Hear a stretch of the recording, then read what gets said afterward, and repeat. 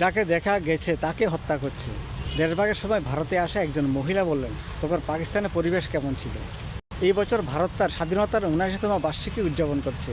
এই উদযাপন যেমন আনন্দের এবং দেশপ্রেম নিয়ে আসে, তেমনি দেশভাগের তিক্ত স্মৃতি আমাদের সমানভাবে আবেগপ্রবণ করে তোলে।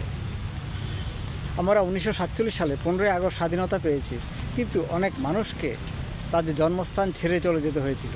১৯৪৭ সালে যখন দেশভাগ হয়, তখন অনেক পরিবার তাদের চাকরি ঘরবাড়ি ছেড়ে পাকিস্তান বা ভারতের বসতি স্থাপন করে এবং দেশভাগের সময় সংগঠিত সহিংসতার শিকার হয়। এমনই একজন মহিলা সুদর্শনা কুমারীর গল্প বলবো। সুদর্শনা কুমারী ১৯৩৯ সালে পাকিস্তানের শেখেপুরা জেলায় জন্মগ্রহণ করেন, যা বর্তমানে পাকিস্তানের পাঞ্জাব প্রদেশের একটি অংশ এবং লাহোর থেকে প্রায় ২৪ কিলোমিটার দূরে। দেশভাগের সময় সুদর্শনা বয়স ছিল মাত্র ৮ বছর। সেই সময়ে উভয় দেশের সাম্প্রদায়িক সহিংসতা চরমে ছিল। দ্য পার্টিশন মিউজিয়ামের সাথে একটি পুরনো সাক্ষাৎকারে তিনি স্মরণ করেন যে কীভাবে তার মা সন্ধ্যায় বারান্দায় রুটি বানাচ্ছিল। ঠিক তখনই তার প্রতিবেশী সৎপাল তাকে জানায় যে দাঙ্গাবাজরা তাদের কাছের একটি কাঠের কারখানায় আগুন লাগিয়ে দিয়েছিল।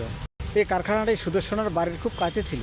সেখান থেকে আগুনের শিখা দেখা যাচ্ছিল। মা রুটিগুলো সেখানে ফেলে তাড়াহুড়া করে কিছু জিনিসপত্র এবং বাসনসহ নিয়ে বাড়ি থেকে পালিয়ে গেল। তারা শেখেপুরা সিভিল সদর দপ্তরে যান। সদর দপ্তরের দেয়াল খুব ছোট হওয়ায়, নিচু হওয়ায় তারা মনে করেন দাঙ্গাবাজরা সহজেই সেখানে পৌঁছে যাবে, তাই সেখানে লুকিয়ে থাকা বুদ্ধিমানের কাজ হবে না। কিন্তু যেহেতু এটি একটি সরকারি ভবন ছিল, তাই সদর দপ্তরে কোনো ক্ষতি হয়নি। তার শহরের অন্য একটি বাড়িতে লুকিয়েছিল। তারা ২ দিন ধরে ক্ষুধার্ত ছিল। যখন তারা বাড়ির ছাদের গর্তের মধ্যে দিয়ে তাকালো, তখন তারা দাঙ্গাবাজদের দেখতে পেল।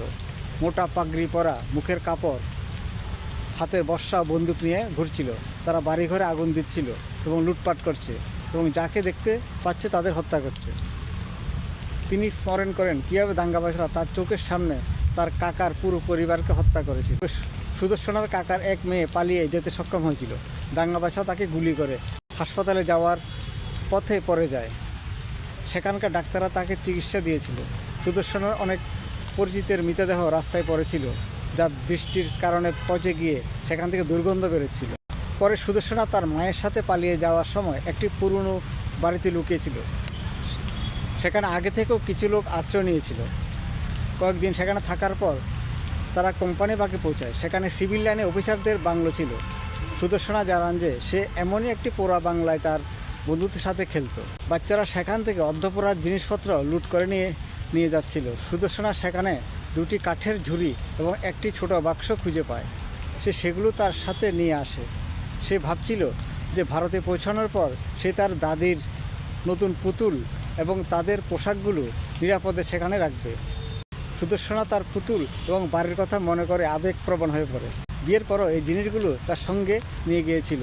তিনি তার বোনদের কিছু জিনিস উপহার দিয়েছেন এবং ট্রাঙ্কটি তিনি আজও নিজের কাছে রেখেছেন। সুদর্শনা বলেন যে ভারতে নিয়ে যাওয়ার জন্য ৩০০ জনেরও বেশি লোককে 2টি ট্রাকে পশুর মতো করে ভর্তি করে ওয়াঘা বর্ডারের কাছে ছেড়ে দেওয়া হয়। সেখান থেকে তিনি তার মায়ের সাথে ভারতে পৌঁছান এবং শরণার্থী শিবিরে অনেক সময় কাটিয়েছেন।